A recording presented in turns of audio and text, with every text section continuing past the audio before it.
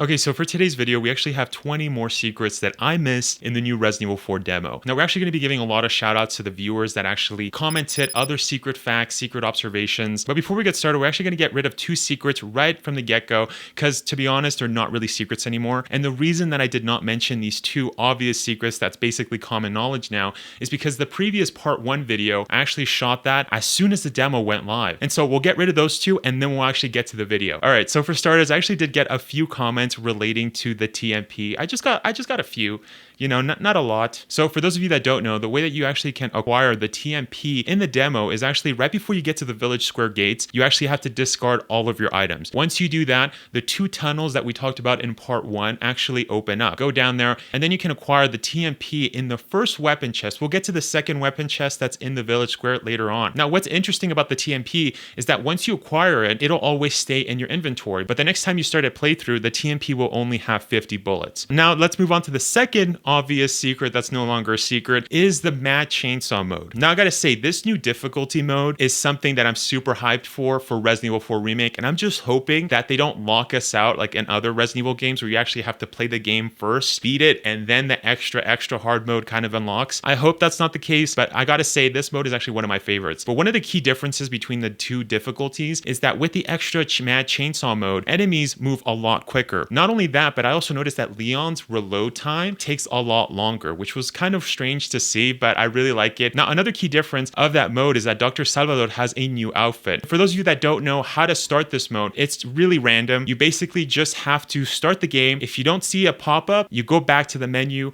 and you try it again. All right, so now that we got those 2 secrets out of the way, now let's actually get started with the video. All right, so for number 3, now one of my viewers, Flaming Pencil, actually lets us know all of the rating systems. So under 10K equals a good rating, over 10K equals a great rating, and 15K plus equals excellent. Number 4, Ganellos can actually get stuck in the bear traps that they place. Number 5, I thought it was worth mentioning, but if you examine Leon's knife, it does state that it's the same one Marvin gave him in RE2. Number 6, Driver 2 and Raymond Salito mentions that after you climb the ladder, you can actually just chill up there. So you don't actually have to go to like the end corner and fall down. No, you can actually grab the pesetas and then just go back and just hover above the ladder and just chill there. Number 7, you can spawn 2 Dr. Salvadors. Now, it is worth mentioning that you can't spawn 2 of them at the same exact time, but the way you do this is by first going to the left side, headed to the farm area, and immediately spawn the first Dr. Salvador. After you've defeated him really quickly, then you actually run back to the center building and a new Dr. Salvador will spawn with the cutscene.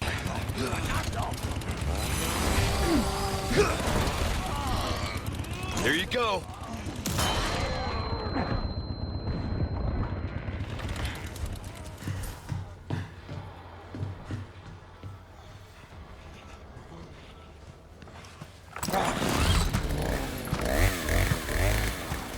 Oh, you gotta be kidding me. Number 8, Toby lets us know that if you kill Dr. Salvador in the extreme mode, he gives you 10,000 pesetas rather than 3,000 pesetas like in the normal mode. Number 9, Robert D. Liso lets us know that if you parry a Ganello perfectly, you can tear their arms off. And you can actually do this twice.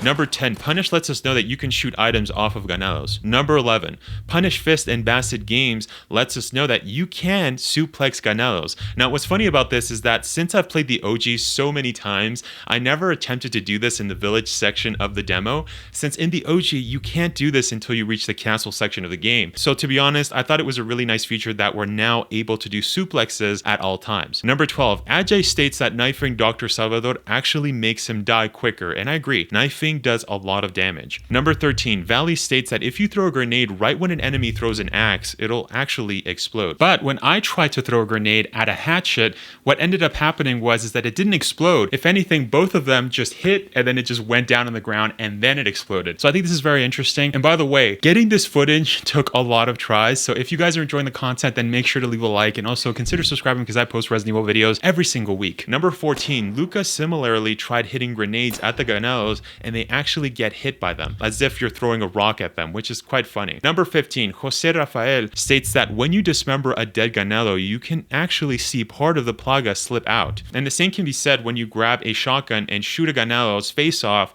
Again, you can see the Las Plagas tendrils kind of moving around. Number 16, MB mentions that if you don't escape or grab from an enemy while Dr. Salvador attempts to kill you, a different death animation will play.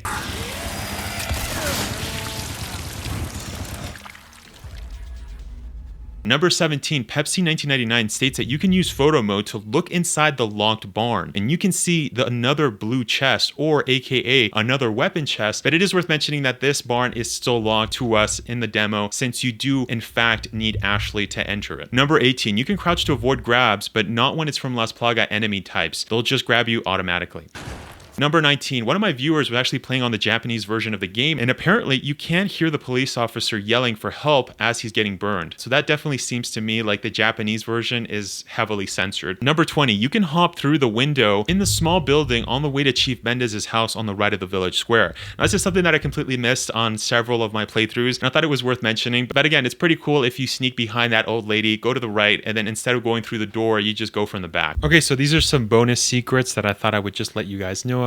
So if you fall through the tower while sneaking around the village, you won't get alerted, which is pretty hilarious. Number 22, there's a small pixelated area at the bottom of the tower. Number 23, if you run past the enemies towards the village square, they'll just ignore you and run back to their spawn locations.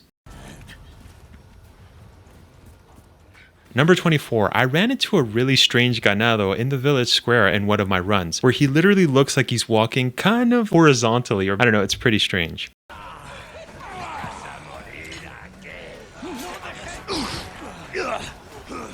And number 25, I thought it was worth mentioning, but if you look at Leon's gun, it does say Kendo. So a lot of my viewers were suggesting that maybe this shows that maybe Robert Kendo is still alive. And other viewers, they did mention that it could also be Joseph Kendo, since we do know for a fact that he is still alive, since he did write books, as we can see in Resident Evil 8 Village. So I thought that small detail was pretty interesting, but I have to go with the latter in my opinion. Now, if you guys enjoyed this video, then make sure to click this video where I basically dissect all of the Spanish that was spoken in the demo. Anyways, thank you so much for watching.